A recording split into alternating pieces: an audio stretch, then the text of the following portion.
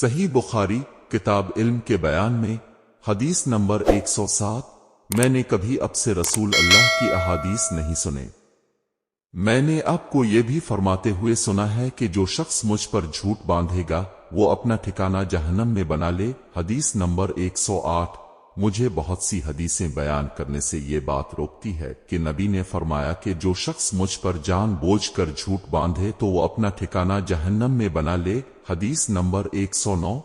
मैंने रसूल अल्लाह को ये फरमाते हुए सुना कि जो शख्स मेरे नाम से वो बात बयान करे जो मैंने नहीं कही तो वो अपना ठिकाना जहन्नम में बना ले। हदीस नंबर 110।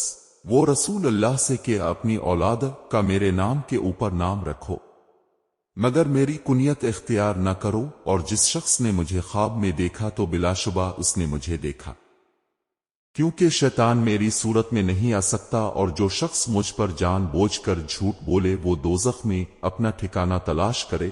हदीस नंबर 111। मैंने हजरत अली रजी अल्लाह अन्हु से पूछा कि क्या तुम्हारे पास कोई और भी किताब है? उन्होंने फरमाया कि नहीं, मगर अल्लाह की किताब कुरान है, या फिर फहम है जो वो एक मुसलमान को अता करता है, या फिर जो कुछ इस सहीफे में है। मैंने पूछा, इस सहीफे में क्या है? उन्होंने फरमाया, दियत और कैदियों की रिहाई का बयान है, और यह हुक्म के मुसलमान काफिर के बदले कत्ल ना किया जाए। हदीस नंबर 112।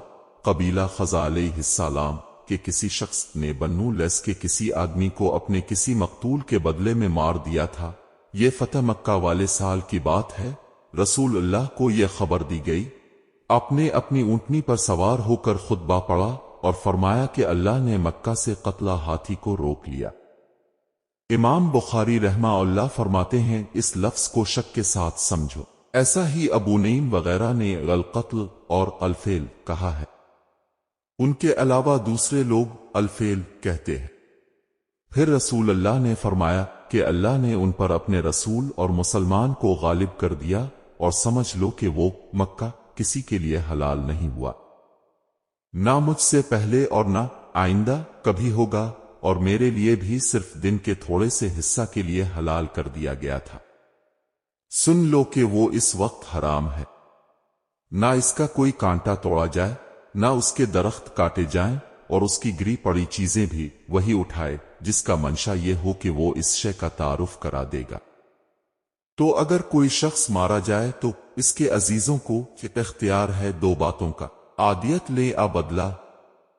इतने में एक यमनी आदमी अबूशा नामी आया और कहने लगा, ये मसाइल मेरे लिए लिखवा दीजिए। तब आपने फरमाया कि अबू फुला के लिए ये मसाइल लिख दो। तो एक कुरैशी शख्स ने कहा कि आ रसूल अल्लाह, मगर असखर यानी असखर काटने की इजाजत दे दीजिए, क्योंकि उसे हम घरों की छतों पर डालते हैं, मिट्टी मिलाकर और अपनी कब्रों में भी डालते हैं। ये सुनकर रसूल अल्लाह ने फरमाया कि हाँ, मगर असखर। हदीस नंबर 113। मैंने हजरत अबू हुरैरा रजी अल्लाह अन्हु को कहते हुए सुना कि रसूल अल्लाह के सहाबा में अब्दुल्लाह बिन उमरो रजी अल्लाह अन्हुमा के अलावा मुझसे ज्यादा कोई हदीस बयान करने वाला नहीं था, मगर वो लिख लिया करते थे और मैं लिखता नहीं था। दूसरी सनद से मुअम्मर ने वहब बिन मुनब्बाह की मताबत की। वो हमाम से रवायत करते हैं, वो हजरत अबू हुरैरा रजी अल्लाह अन्हु से। हदीस नंबर 114। जब नबी के मर्ज में शिद्दत हो गई तो अपने फरमाया कि मेरे पास सामान किताबत लाओ ताकि तुम्हारे लिए एक तहरीर लिख दूं, ताकि बाद में तुम गुमराह ना हो सको। इस पर हजरत उमर रजी अल्लाह अन्हु ने लोगों से कहा कि इस वक्त अब पर तकलीफ का गलबा है, और हमारे पास अल्लाह की किताब कुरान मौजूद है जो हमें हिदायत के लिए काफी है। इस पर लोगों की राय मुख्तलिफ हो गई और शोर व गुल ज्यादा होने लगा। अपने फरमाया, मेरे पास से उठ खड़े हो, मेरे पास झगड़ना ठीक नहीं। इस पर इब्न अब्बास रजी अल्लाह अन्हुमा ये कहते हुए निकल आए कि बेशक मुसीबत बड़ी सख्त मुसीबत है, वो चीज जो हमारे और रसूल के और आपकी तहरीर के दरमियान हाइल हो गई।